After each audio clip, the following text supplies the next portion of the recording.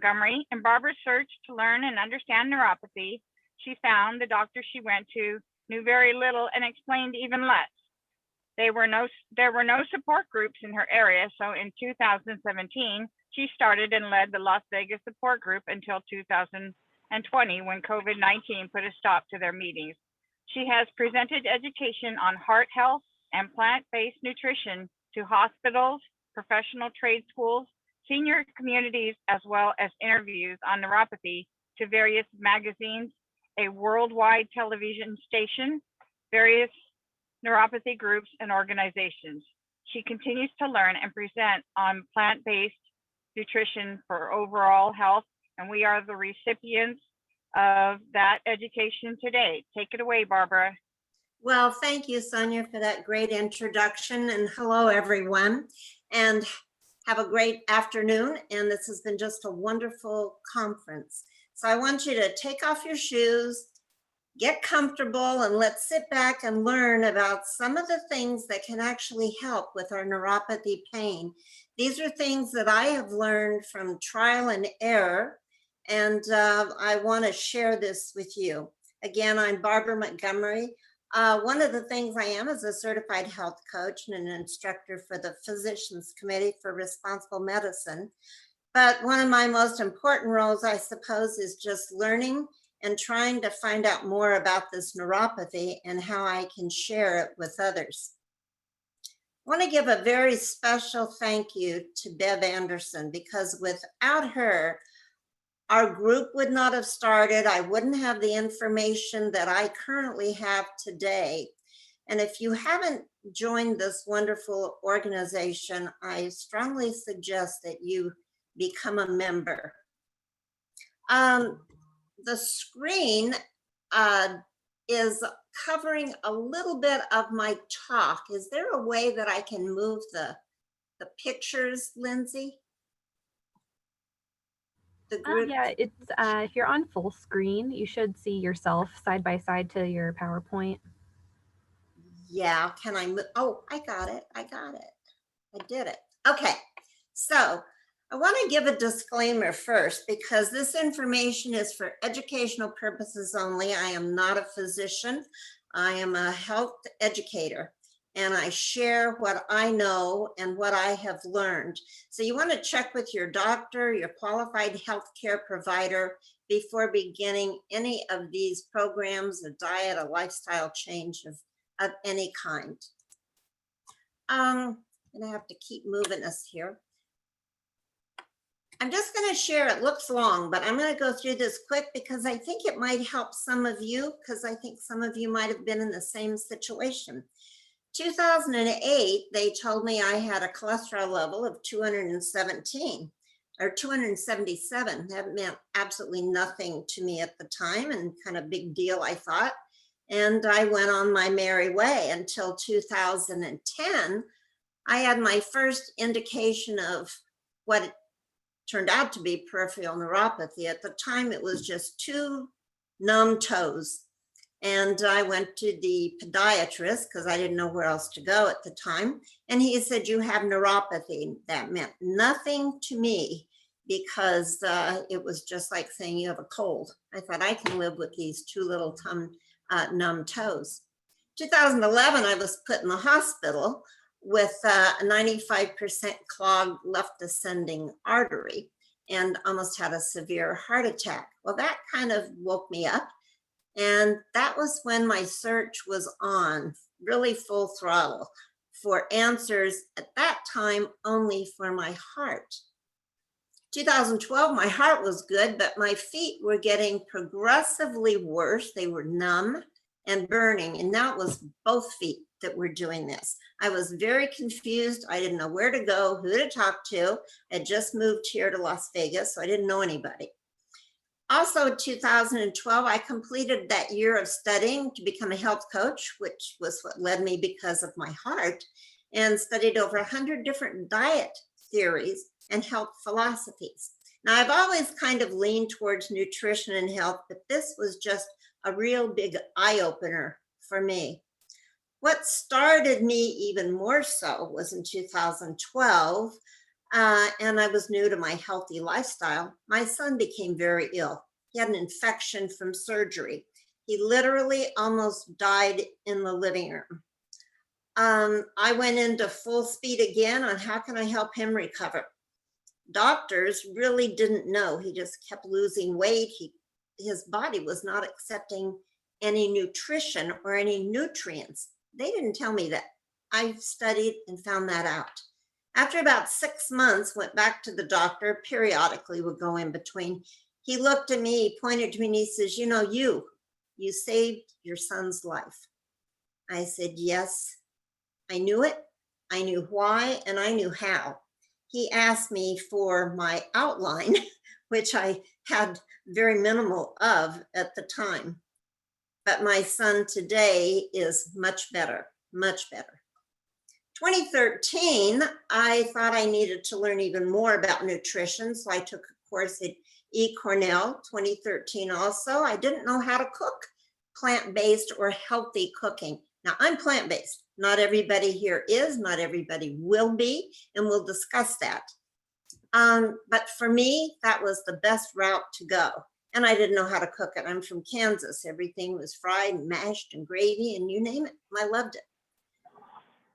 2014 to 21, here I am. I'm studying the philosophy of pain, continue to learn about neuropathy. 2017, my search for peripheral neuropathy answers led me to Beverly. And I started the Las Vegas Neuropathy Support Group because there was no group for me to attend. So just because you don't know too much about neuropathy, you can be a leader if you care and if you have the great support like I had from Bev and the Western Neuropathy Association. Our group continued until 2020 when COVID-19 hit, but we did become known from coast to coast. 2018, I was accepted and trained as a certified educator for the Physicians Committee for Responsible Medicine. It's just sent me more so into health and nutrition. There's other things that I do for my neuropathy besides the way I eat, believe me. And I'm more than happy to share that with anybody. You'll see my email at the end. But I'm here today because I suffer from idiopathic small nerve fiber neuropathy. I want you to know that you are not alone. I felt pretty much alone. I continue to learn, as I told you, and how nutrition plays a role in our lives. I'm not going to go into where I presented. We kind of talked about that, but I share with you, I share with others because I want to learn and because I want to help. Again, I thank Beverly so much for all of that. So here's what we're going to discuss today. Lifestyle foods. I coined that as I was writing this presentation because I thought nutrition sounded a little boring. Wish I'd have thought of it early, but lifestyle foods and nerve pain. We're going to talk about main food pain triggers and foods that are known to cause nerve damage. Who knew? Foods and supplements to help support this nerve damage. And I brought in a few delicious, easy recipes because I cook easy. And Beverly, that was Beverly's idea or Bev's idea. So we'll enjoy some of those as well. Did you know that there are over 100 different conditions that can lead to neuropathy? So that's why what works for you doesn't work for me, and what works for me may not work for you. It's as important to know what to eat as it is to know what to avoid in order to improve this tingling, this numbness, this burning, and just nerve pain, all the pains that we have in general. Some people don't even have pains, just maybe tingling and numbness, but balance issues, so many things. So for some, I do want to say this because I think it's very important.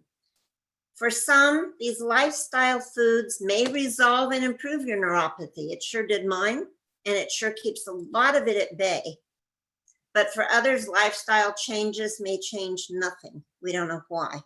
It's just the way this disease is. And there's so many nerves involved.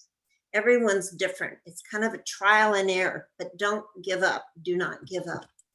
It's important to work with your doctor and have a plan of action.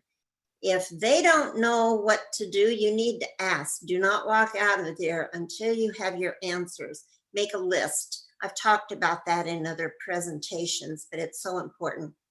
The good news is that the side effects of the efforts are good for everyone. So however you follow what I'm about to share, it's going to be good for you, may make a difference in your neuropathy. It's going to give a strong support to your immune system, which is so important today with the COVID going on. It can even help to reduce the risk or the reversal of heart disease, diabetes, obesity, and even some forms of cancer and pain. There are many ways to help cope with our neuropathy. So today I'm just going to focus on what I call the lifestyle foods. I think this is kind of an important slide because it shows a healthy nerve at the top. I don't know if you can see my cursor. Healthy nerve at the top, and then here is a damaged cell. Same with down here. Here's healthy and here's damaged. The nerves are protected by this myelin sheath. It goes all up and down our nerves. These contain very high levels of fatty acids. We'll talk more about that in a little bit. That's very important though. By eating the right kinds of foods, the more your body will have what it needs to produce more of a protective myelin sheath. Now, it's not going to cure everyone, but it can help. There's so much that can help, and we at least need to try. We don't know what to do. We don't know how to even try. So inflammation, I'm going to talk about briefly, but some of the symptoms that we have for inflammation is going to be tingling, pins and needles sensation, pain, muscle weakness, balancing issues. There's even neuropathic itching, numbness, pain, and more. The treatment plan is going to depend on the causative factor. If you don't know what is causing your neuropathy, you might want to talk to your doctor. Again, they may not know, but it certainly does help if you can find out even the type of neuropathy you have. If you don't find out the cause, at least find out the type that you have. And we talked about that. That was talked about earlier in the week. So what causes damages to this myelin sheath? You see this tomato over here. Here's a nice juicy tomato, sits out a couple of days, starts to look kind of brown and spotty. That's called oxidation. Oxidation is caused from free radicals. They just are molecules that bounce around and they damage other molecules in the short definition to where we end up with this rotten looking tomato. Here's a cell. Here's a normal cell. Here's a cell with a little bit of oxidative stress or the free radicals, and then a damaged cell. Chronic inflammation is a major cause of disease, most disease. It causes free radicals and it causes this oxidative stress to take place in our bodies. The more free radicals in our body, the more damage to our body. We can't avoid free radicals. We have them everywhere, but we can help to limit them. Chronic inflammation can be reduced. I had very chronic inflammation. I was tested just recently and my inflammation level is very low. So let's first look at some of the foods to avoid that can trigger this inflammation and neuropathy pain. There's a lot more than what I have here, but these are some of the main issues, the main food pain triggers. Sugar, stay away from it. It's lethal, it's not healthy. White sugar, it robs the body of B vitamins and it has a damaging effect on the nervous system. It has a damaging effect on our nerves. High fructose corn syrup, if you see that in any ingredient, avoid it. Coke, soft drinks, diet drinks, all of those things. It causes nerve damage, causes inflammation, causes the free radicals. and it causes less blood and oxygen to even be able to get through the nerves and to nourish our cells. Cancer cells feed on sugar.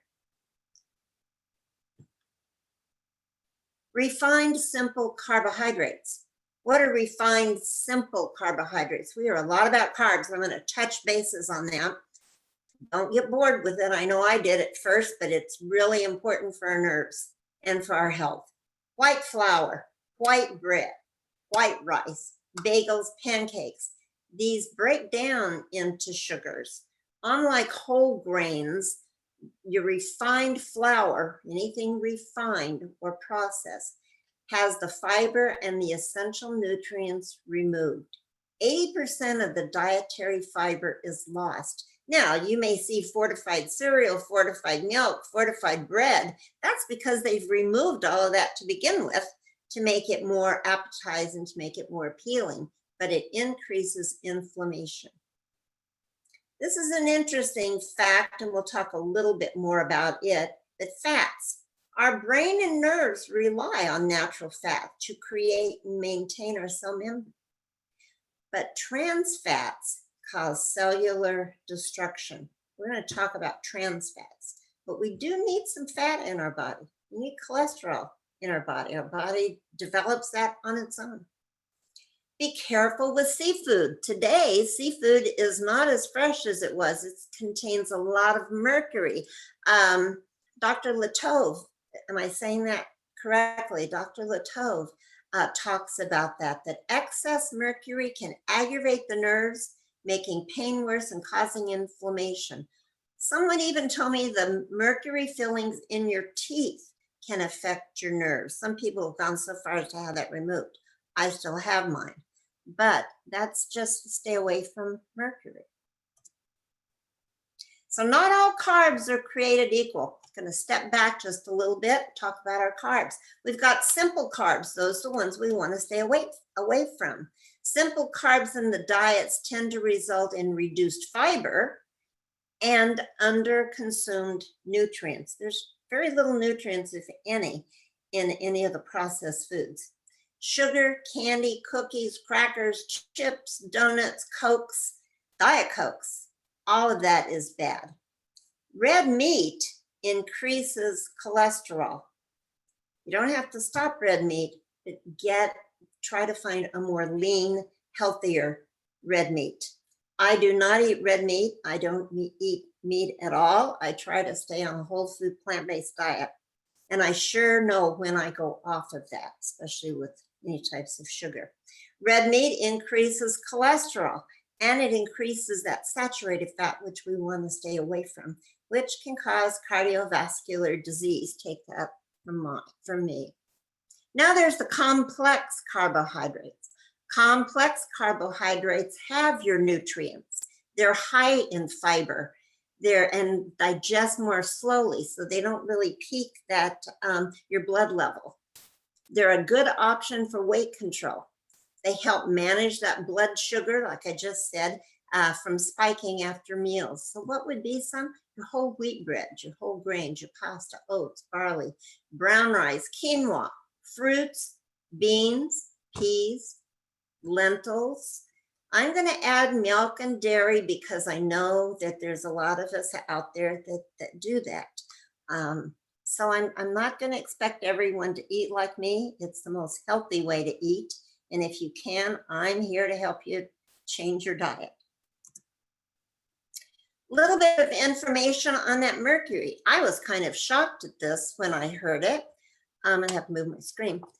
Mercury. The FDA and Dr. Latove states that eating large quantities, and that says large quantities, of fish can increase exposure to mercury. Mercury can be poisonous. The World Health Association states mercury in high doses can damage the nervous system. We can eat up to about 12 ounces a week. That's not a whole lot, and maybe it's about the size of the serving of the palm of your hand.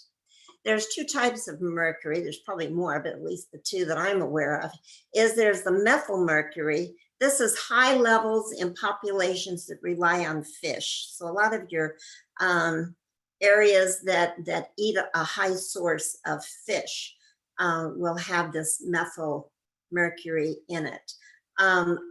It's found in mackerel, the king mackerel, marlin, orange roughy, shark, swordfish, the ahi tuna, and big eye tuna. Lower levels, so we can eat this, but again, maybe 12 ounces a week or less. Salmon, sardines, flounder, cod, shrimp, oysters, and crab.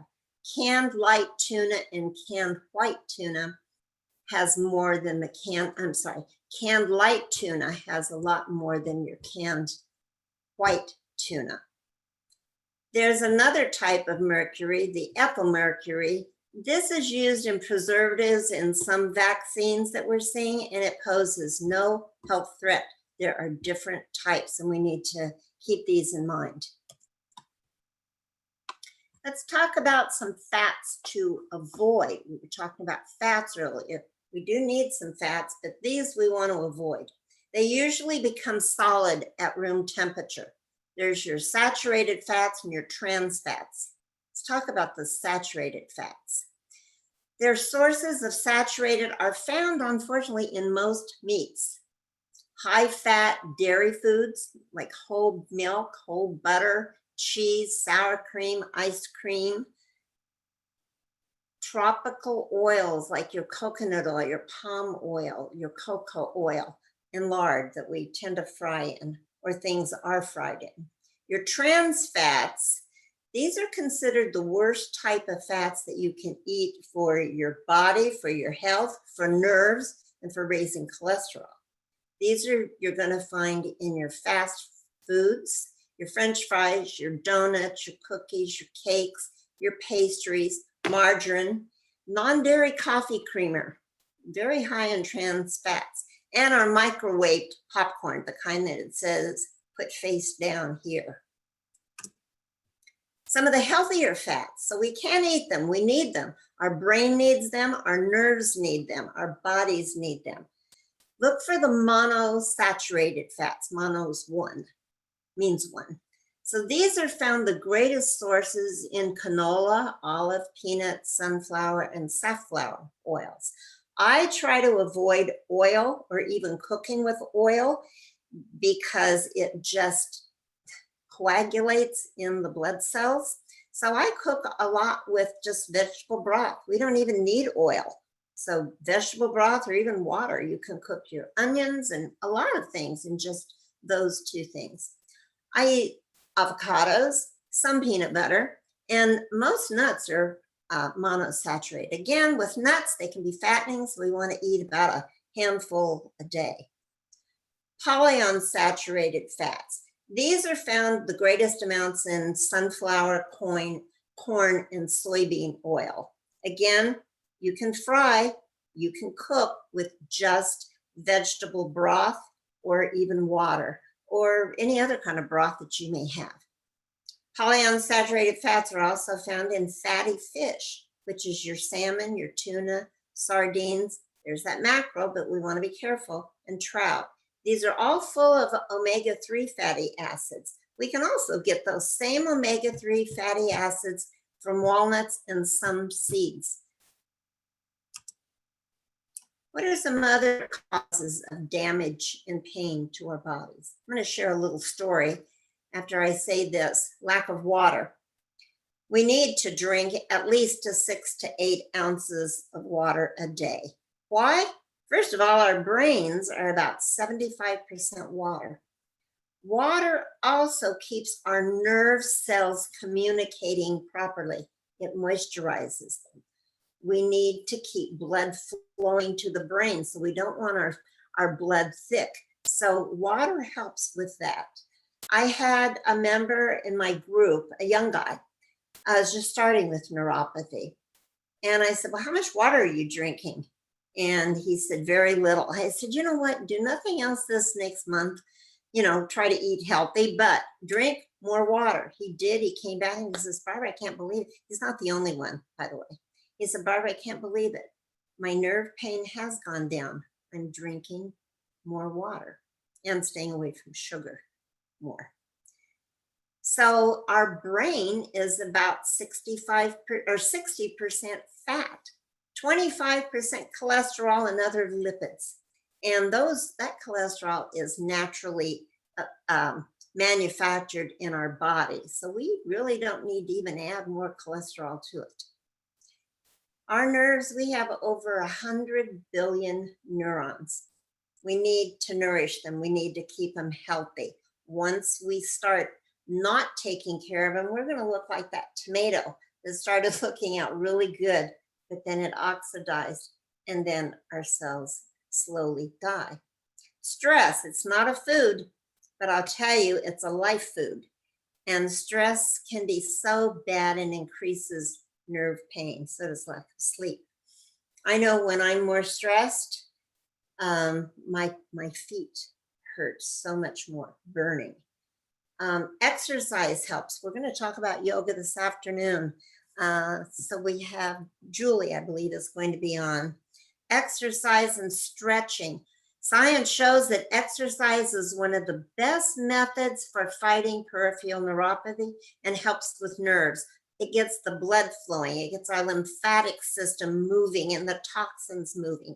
So if you happen to be bedbound or in a wheelchair, or you can't get up and move, at least move your arms, then move your legs, move your hands, move your head. Do anything you can, because that lymphatic system only releases and moves toxins from our body when we're moving. It's a crazy thing, but that's the way it is. So keep moving as well. Here's the plan. Assume that this is us. We're a healthy cell. There we are, looking nice and healthy. What happens? What happened to this poor little plant? It didn't get sun, it didn't get water, and it didn't get the proper nutrients. Those are the things that our body needs as well. So what are some nutrients we can do to help with the neuropathy pain? And where do we get them? We need a proper mixture of carbs, fats, and proteins. We talked about what our brain and our body needs for that. The Institute of Medicine recommends we get 45 to 65% of our calories from carbs. I find this kind of boring, but a lot of people follow this. I just try to eat healthy. 10 to 35% from protein, 20% from fat. Healthy fats, healthy protein, all of the healthy carbs. And we know now, or we're learning, where we can get those. Food has beneficial nutrients that are not present in those supplements. Supplements can add dietary and fill in the gaps for certain nutrients, but we get most of our nutrients from food. It's important to eat a variety. We say eat the rainbow, because just broccoli does not give you all the nutrients that, say, a beet would, or if you're a meat eater, that maybe your chicken would, or some of those things. So eat beneficial. One thing you can ask yourself when you're putting something up to your mouth and getting ready to eat, is this supporting and giving nutrients to my nerves? Is it supporting or hurting my neuropathy? Some vitamins that we need and where we get them. B1 vitamin. This provides our nerves with energy. It plays a key role in nerves, muscle, and heart function. Without it, our nerves lose the energy. So where is it found? It's found in the outer layers of germs of cereal. It's found in asparagus, oatmeal, nuts, whole grains. Now, people with celiac disease have to follow a little bit of a different diet. So that's a whole nother topic. So this is for the majority of us. Also, your fruits and vegetables, cauliflower, oranges, potatoes, even a white potato. Just don't put the sour cream and all of the butter and all of the things on top of it. Sweet potatoes are great, and even kale. B6 helps preserve nerve endings and discourages inflammation. Sources are chickpeas, your poultry, peanuts, wheat germ. There's your oats again. There's your bananas. There's spinach, sweet potatoes, green peas, avocados. Eat the rainbow. Keep in mind, too much B6 can also cause nerve damage. I had a very high level of B6 because I was really taking supplements. I got mine from supplements, not from the food. So they took me off of, and B6, like I said, will cause nerve damage. My doctor took me off of all kinds of B6. In my supplements, anything that had B6, I couldn't take it. And a separate B6 definitely could not take. You can have all of this tested by your doctor and through your blood work. You may have to ask, but be sure and ask. B12, very, very important. Deficiency damages the myelin sheath. So we don't want to damage that covering, that outer coating of the nerves. Left untreated, it can cause permanent damage. B12s can also help regenerate some of the nerves. Not all of ours can be regenerated, but if you've only been deprived of deficiency for a short time, taking a supplement, you may regain some of your nerves, your feelings. B12, this is interesting, and I found it confusing at first, but I'm going to explain it. B12 can only be found in animal products. Now, I'm a whole food plant-based person, vegan, so it can be found in fish, meat, eggs, dairy products, milk. It's generally not present in plants. So we have to take a supplement that's fortified with B12. But wait a minute. Animals themselves do not have the ability to manufacture B12 any more than we do. Animals have to obtain their B12 when they ingest the bacteria directly or indirectly from the soil and the bacteria that they eat. They are also given fortified feed because they're not so much outside grazing and eating the dirt and pecking in the dirt. They also feed them animal sources. So that's the way they get their B12. And of course, we get our B12 from either eating them or taking a supplement or foods that are fortified. But we must have B12 is very, very important to us. So other foods to help support the nervous system. Vitamin C can repair and prevent nerve damage. So make sure your C levels are up. You can get these from mangoes, from watermelon, all kinds of berries, your strawberries, your blueberries, your raspberries, all kinds of fun things. Kiwi fruit, papaya, pineapple. Some of the vegetables are going to include your spinach, your broccoli, tomatoes, peppers, potatoes, squash. Vitamin D, this is another one. This is also important for dementia and Alzheimer's and memory and depression. So vitamin C helps to decrease pain and helps to promote nerve growth. We get that from sunlight. You can also get some from berries, pineapple, oranges, sweet potatoes, pumpkins, avocado, there's your fatty fish, eggs, and mushrooms, also from supplements. Vitamin E, being deficient in this, can damage nerves. Vitamin E helps to reduce pain, and it can also support nerve regeneration. We get that from spinach, broccoli, nuts, a handful of nuts, seeds. Again, here's your fruits and vegetables, bell peppers, avocado, spinach, and broccoli. A lot of good food. Again, the rainbow. Eat the rainbow. These are not the only supplements or vitamins that we need, but these are the main ones for our nervous system. Vitamin K is known to relieve idiopathic muscle cramps. So is water, so is magnesium. We'll get into that one. Sources of vitamin K is any of your leafy greens, your spinach, cauliflower, collard greens, broccoli, Brussels sprouts, avocados again, and kiwi. Cooked leafy greens have 5 to 10 times more vitamin K than raw greens. Also, it's good to take a vitamin D capsule because it will help with the absorption of your vitamin K.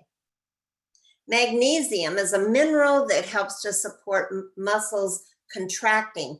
So if you're having muscle cramps, Charlie horses, things like that, you may want to check your water consumption and your magnesium. Those are just some of the things.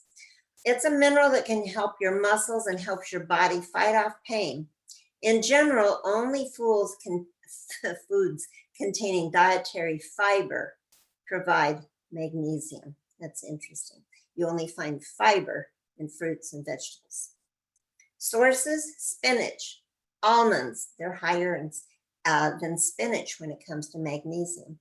Cashews, peanuts, green vegetables, whole grain cereals, nuts and beans, and some fatty foods, fatty seafood. I want to thank Bev for introducing me to alpha lipoic acid. It's a vitamin and it's a chemical and known as a powerful antioxidant. Antioxidants help to fight off those free radicals that are destroying our cells. So it is a powerful antioxidant. It helps to neutralize the free radicals. And it can, it protects the body from these free radicals. It improves nerve function. It helps to protect against nerve damage, relieves nerve pain in the legs and arms. As we age, our production of ALA slows down. We are producing it in our body, but that production is slowed down. So we need to take a supplement. An ALA supplement is easy to find. Some of the sources that we can get from our alpha lipoic acid from would be spinach, brewer's, broccoli, Brussels sprouts, and potatoes. Organ meat, which I hate, but organ meat such as liver and kidneys. Again, you can take a supplement. There's a couple of herbs and spices. There's many, many more. I just wanted to hit on a couple of them that will help to support the nervous system. There's that water too. Let's not forget that. One of the, what did I do? Turmeric. Turmeric contains a compound in it known as curcumin. That's a powerful anti-inflammatory. It's for neuropathy, the curcumin helps to relieve numbness, tingling, or pain in the hands and the feet. You need to add black powder if you're taking turmeric because it helps the turmeric to absorb much better. In fact, it's not going to absorb as well if you don't have black powder mixed with your turmeric. A cream is a capsaicin cream. It's an active compound that's found in different types of hot peppers. So you can eat some hot peppers if you like those, or you can apply the capsaicin cream and it can help to reduce the tingling and pain in the extremities. Water, again, up to 60 to 75% of our body is water. The brain and heart, 73% water. Our lungs, 83% water. Our skin, our muscles, and our kidneys, up to 79%. Even our bones have to have water. So add your water to your dinner and just carry some with you throughout the day. Just a quick summary, because looking out for our health, we're actually looking out for our nerves. And the proper nutrition and supplementation is critical and can make a huge difference in the quality of our lives. When we combine other lifestyle changes, yoga, meditation, good sleep habits, getting out in the sun, a healthy diet of lifestyle foods can help to relieve the pain. Partner with your doctor and just remember you're not alone in this. Eat the rainbow. Do we have time for the recipes, Daryl? I think so. All right. I'm going to just go over some of these and then we can have some questions. This is a great one and it's so simple. I cook simple. It's the only way I try to cook. So you just have your oats, oat flour, flax meal, cinnamon, a little bit of sea salt, a banana. Overripe is better, and actually overripe is sweeter and you get more nutrients. So when it starts to get those brown little spots, don't throw it away. That's the best time to eat it. Gets too ripe, use it for cooking.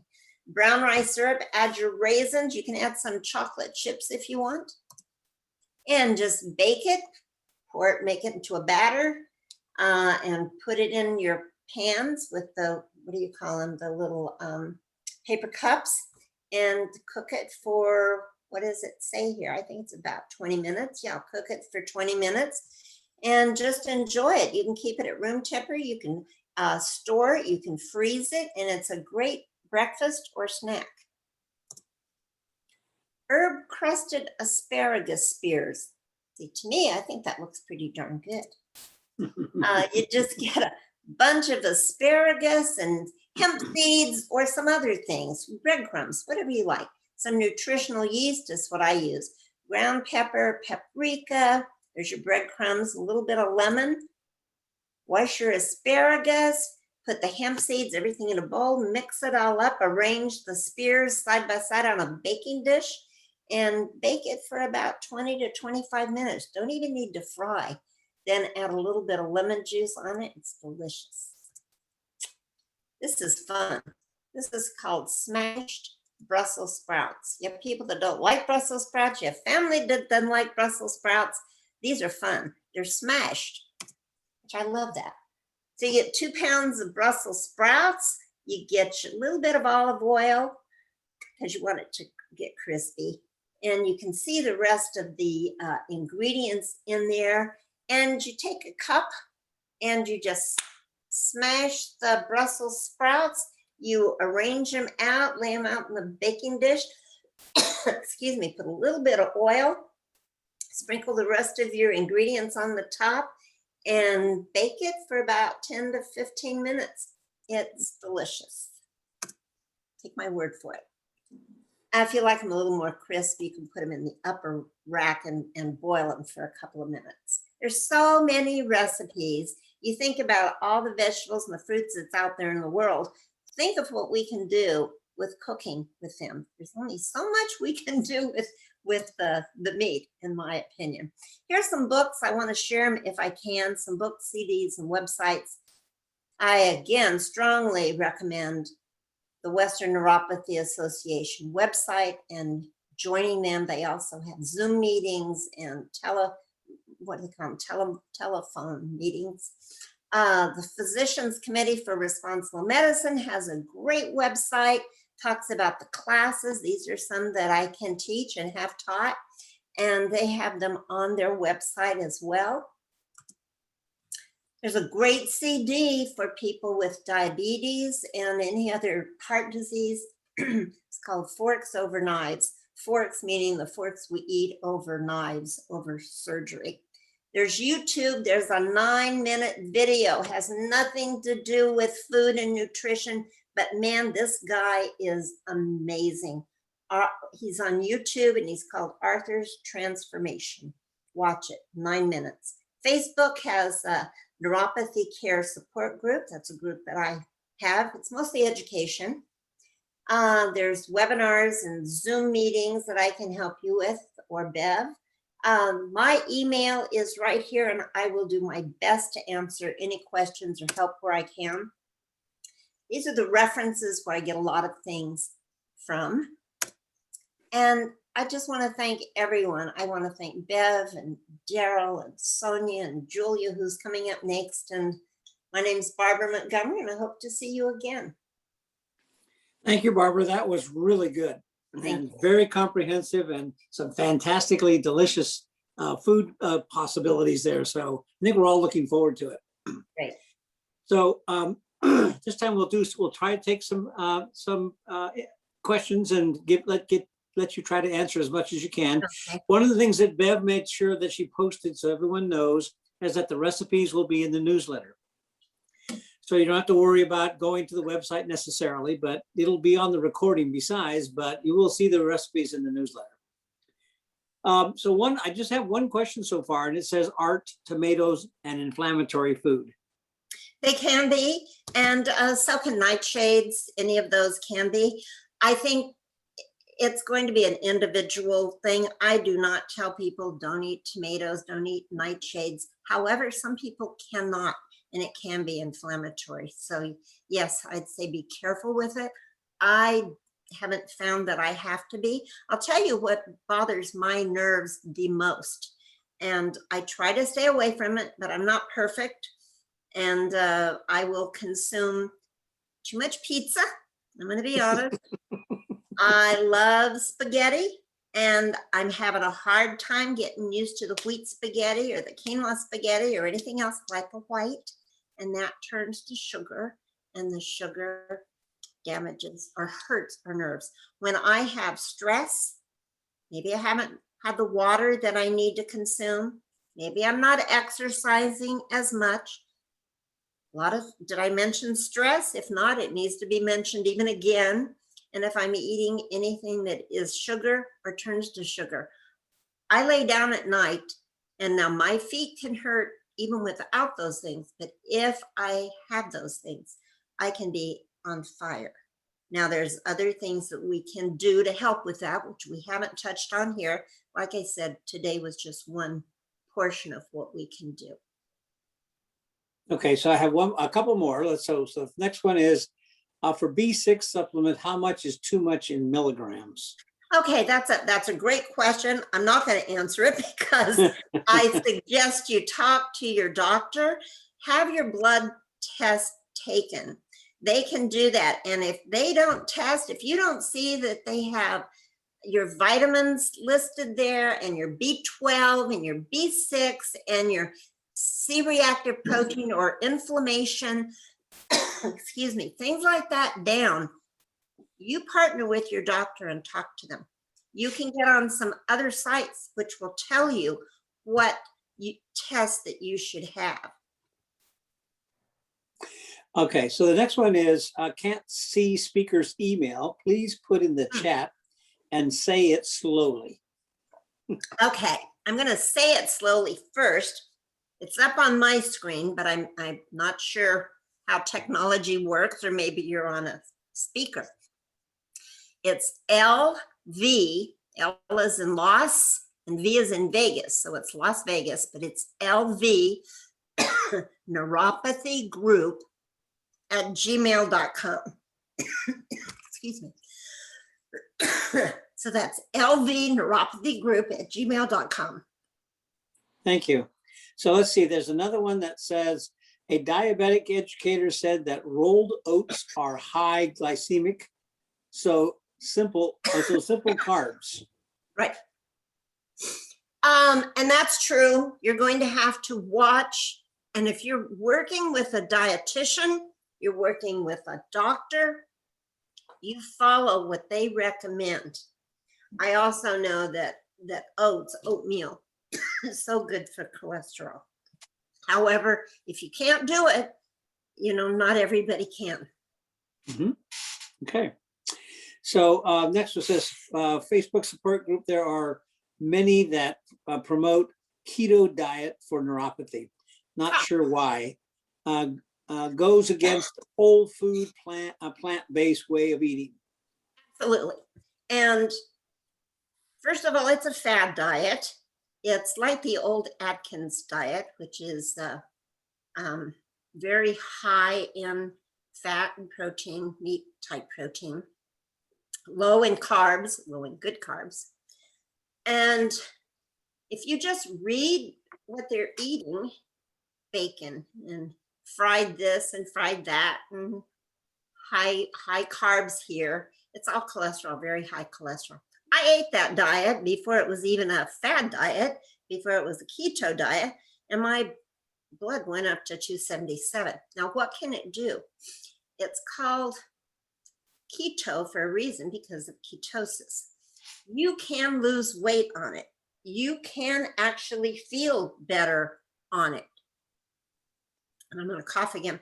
You best not stay on it for much longer than 3 weeks at a time, because it can send you into ketosis, which is bad for your kidneys. And I'm not going to get into a whole lot of that, but please look it up and you can follow it, but for a short time. Yeah. Next one is, what about farm raised fish as compared to wild caught? Some books say that farm raised are highly inflammatory. Also, one anti-inflammatory cookbook that I have uses a lot of coconut oil, and yet you say that it's not good for you, for us. Okay. Okay, let me answer the first question first. Farm raised fish versus fresh cut. I want you to visualize a small child's swimming pool. I'm just coming up with this, so follow with me. Filled with water. And I want you to put like about 10 fish in it, 20 fish. They are packed. I mean, they are like little sardines trying to swim around. These fish are pooping, they are peeing, they are not healthy, and they are living in a confined area. Versus your wild caught, which is out in the ocean and the lakes and the waters. Now, our oceans, lakes, and waters are becoming more and more and more polluted, which is why Dr. Latove and a few others suggest that we just have small amounts of fish because it's a mercury. Now, the other question, I can't remember. That's about use of coconut oil. Oh, coconut oil. Okay. Coconut oil by itself on occasion is not going to hurt you. It's not the best. Again, I cook when I'm frying something. I use vegetable broth. You can use, I guess, meat broth if you wanted to, or beef broth, whatever. There's other things you can cook with. You really only need a little bit of oil when you're wanting to brown something. And then I just use such a small amount. But your coconut oil, if you look at it and it sets out, it coagulates. It's very hard. And it can be thick. Again, it gets into your blood system and it makes your blood thicker. Any of the processed foods do, even processed oils. That's the simplest answer I can give. No, that's good. So here's another one. I use oat brand other than oatmeal. Supposed to be better than regular rolled oats? Question mark. I like, you know what? I agree. I like to eat steel cut oats. Now, it takes them longer to cook, and they're about little grains, and it takes a little bit longer to cook. They are so good, kind of a nutty flavor. You can even soak your oats overnight so that you're ready to go the next morning. So they're already kind of cooked, and just put some or soft. I put fresh fruit. I put a handful of nuts. That's where I get my protein in the morning. What else do I put in there? Oh, I put flaxseed. I put, let's see, nuts, fruit, flax seeds. I've just started because I'm trying to eat more greens. I don't know if the rest of you have some trouble getting greens. I do. And so I started just getting a little bowl of greens, putting some fresh lemon juice on it and a little bit of seeds and some blueberries, and we'll just munch on that. Okay, the next one is I have a wicked sweet tooth. Are there any sweeteners like stevia or monk fruit that are acceptable? That's a great question. You can use like some maple syrup. You can use agave. Now your sugars, you just have to be careful with, because sugar is sugar. Even too much in our fruits, there's sugar. However, it's fructose sugar, and it's a natural sugar. So our body has a tendency to know how to digest and use the nutrients in fresh fruit. You don't want to overdo it again. What else is, I would not use the stevia. Don't use any of those. Try to find some of your more natural, like I've just mentioned. Oh, you know what I do is, like in my oatmeal, is date nut paste. So easy to do. Or apricot paste, or whatever kind of paste you want. I just put the fruit in a little bit of water in my blender, blend the heck out of it, and it's nice and smooth, and I dump it in my food. There's also great desserts. I should have put one in here that you can make simple and just pop them in. Sweet tooth is my issue as well. So question, quick oats versus old-fashioned oats. Quick oats are not as nutritious. Again, they've been processed more. You'll still get some nutrients out of it, but it's best to just do the old-fashioned way. Okay, then the next one is, In a pinch, I'd rather you eat that than cereals. where do you suggest we get our fats from? I get mine from a handful of nuts. I get mine from avocados. Actually, a lot of your vegetables already have some natural fats in them. So I tend to say stay with your leafy greens, your vegetables, your nuts, your seeds, your legumes. They have a lot of protein, avocados. And I think we mentioned a few others earlier. Yeah. Okay, here's one that's, did you know that stevia stevia is a natural plant, and I've grown it in my own garden. And that's okay. That's okay. Stevia is probably better, but the kind you get in the package, if it's been processed, not so good. If the kind you grow in your garden, that's great. Anything, I think, grown in the garden, you're looking at nature and natural, so go for it. So the next one is, heard that gluten can damage nerves. Any truth to that? Yeah, and it has mostly to do with people that have like a celiac disease, from what I understand. It doesn't bother me. People that have celiac disease have to watch their gluten, and yes, it can be damaging. That's a whole nother topic, a whole nother diet. Okay, I think that's all the questions that we have. So I think we'll shut off the questions, and again, say thank you very much for an excellent presentation. We really appreciate all the information you shared with us, and hopefully it will help us, in